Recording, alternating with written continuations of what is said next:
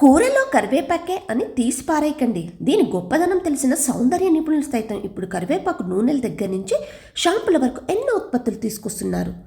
సౌందర్య ఉత్పత్తుల్లోనూ నూనెలు, షాంపులు, కండిషనర్లు, ఎయిర్ మాస్కులు వస్తున్నాయి.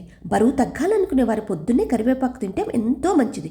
రక్తంలోని చక్కెర స్థాయిని నియంత్రించే శక్తి కరివేపాకులో ఉంది. కరివేపాకులో వైటమిన్ సి అధికం, అలాగే వైటమిన్ ఏ అధికం ఉండటం వల్ల కంటి చూపుని మెరుగుపరచడమే కాదు, కంటి సమస్యలు ముందుగా నివారిస్తుంది.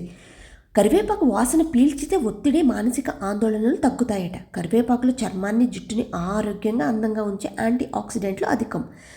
అలాగే ఫంగస్ అంటే ఇన్ఫెక్షన్లు తగ్గించే లక్షణాలు ఎక్కువ కాబట్టి చుంటు సమస్యలు కూడా కరివేపాకు ఎక్కువగా వాడతారు.